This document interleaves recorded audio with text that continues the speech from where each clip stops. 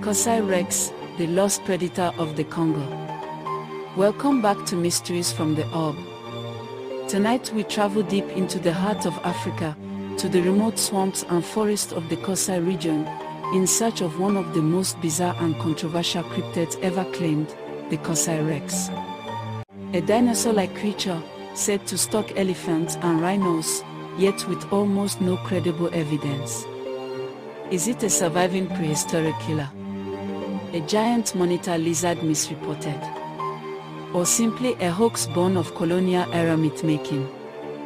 Join me as we dig into the story, the claims, the counter-arguments, and ask, could something like this really still exist today? It was the year 1932. The place, the Coxsackie Valley, deep in what was then the Belgian Congo. A landscape of endless jungle and mist-veiled rivers, where daylight barely pierced the canopy and the ground steamed with ancient heat. A Swedish hunter and plantation owner named John Johnson was several days into an expedition, accompanied by his Congolese guide and two porters. Their target, elephants. But the deeper they pushed into the swampy basin, the more unsettled the forest became. The jungle felt watchful, Johnson would later write. Something was pacing us, something large, deliberate, patient. On the third morning, they found the elephant tracks they had been following abruptly end, not in a clearing, but in chaos. Trees were snapped like matchsticks, the ground churned, the mud spattered with blood. Whatever had happened here was violent and recent. The men moved cautiously, rifles raised. Then came the first sound, a bellow so deep it shook the leaves overhead. The elephants ahead of them erupted into panic. And from the wall of vegetation came a monster out of time.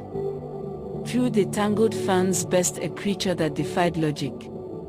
A colossal, bipedal predator, towering nearly 6 meters high, the ground trembling beneath its weight. Its skin was dark crimson, broken by jagged black stripes across its flanks. Each step sent mud flying from talon feet the size of dinner plates. Its head was enormous, wedge-shaped, built for crushing bone, and when it roared, rows of teeth like ivory daggers flashed in the dim light. Johnson froze. His guide screamed. The beast lunged, jaw snapping shot around a young elephant's shoulder with a crack like gunfire. The jungle went mad, birds exploded from the canopy, the air filled with trumpeting and gunshots. Johnson fired 3 times. The first bullet struck the creature's flank, the second grazed its neck, the third hit square in the chest.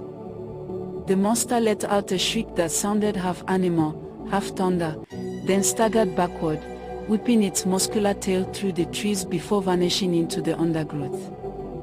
The men stood shaking, the forest deathly quiet. Then, faintly, came another sound, water slushing, distant, heavy. Johnson followed it to a marshy lagoon where fog clung low over the water. There, amid the reeds, something massive moved, only its back and tail visible, scales glistening. It was feeding again. On what looked like the corpse of a rhinoceros. Johnson raised his camera, heart hammering, and took a single photograph before the creature turned its tyrannosaur-like head toward him, eyes glowing amber, blood dripping from its jaws. In an instant it slid beneath the surface, leaving only bubbles and ripples.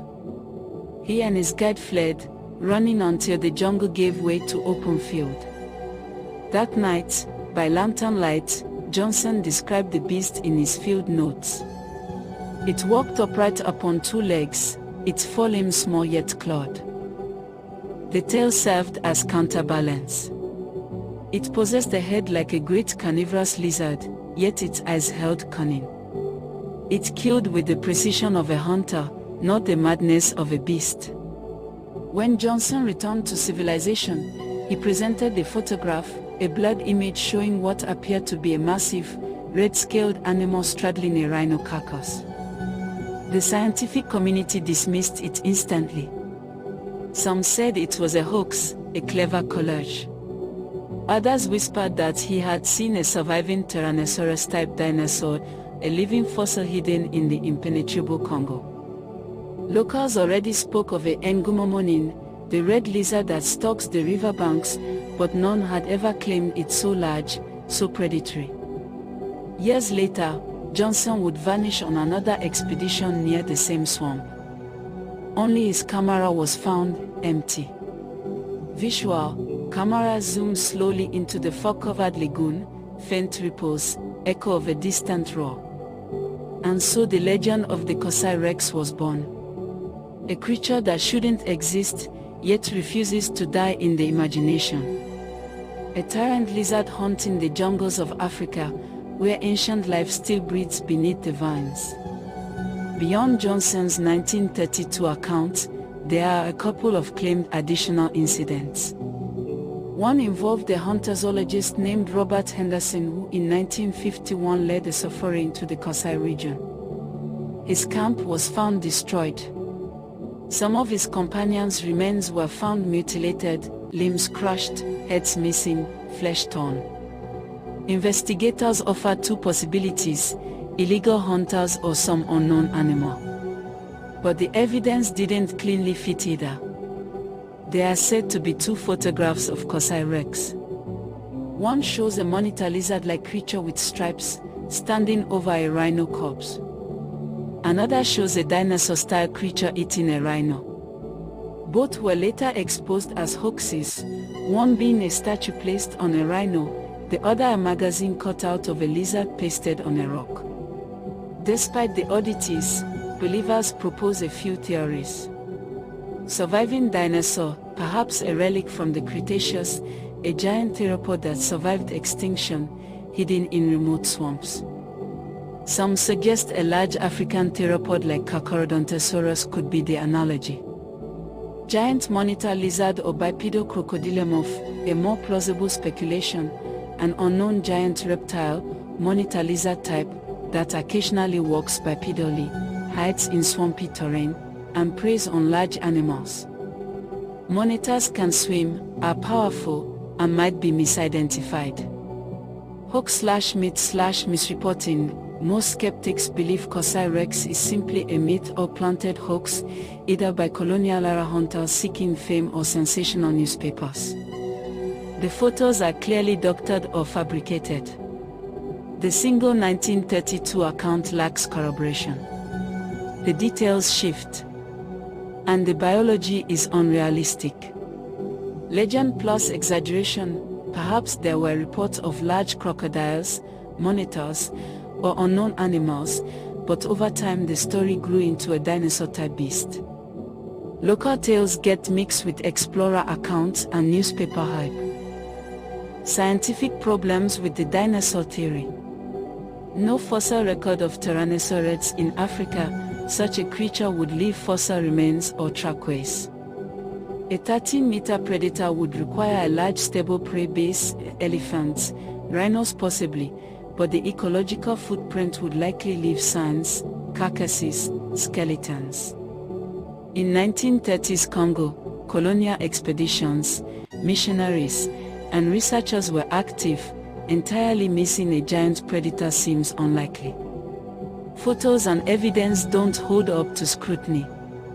So why does the Kosai Rex legend still attract interest today? Romantic appeal of a living dinosaur, the idea of a lost world, prehistoric predator surviving into modern times taps into our fascination with ancient beasts. You enjoy sci-fi and speculative worlds, so this resonates. Exotic locale, the remote African jungle, little explored swamps, colonial era adventure, perfect setting for strange claims. Cryptozoology and mystery culture, people enjoy unsolved mysteries, big beasts, hidden creatures. Even if unlikely, the story is thrilling. Media and art, illustrations, speculative articles, cryptid websites propagate the story, so it becomes part of folklore.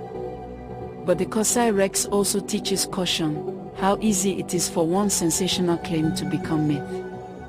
When the evidence is weak, when we carry biases or desire for spectacle, critical thinking matters.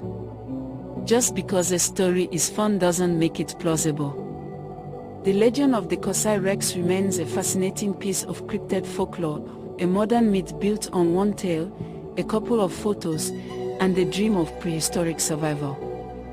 But until someone brings back verifiable bone, DNA, or clear footage, it stays in the realm of mystery.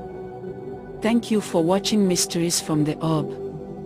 If you enjoyed this dive into the unknown, please like, subscribe, and hit the bell so you don't miss our next journey into the extraordinary. Until next time.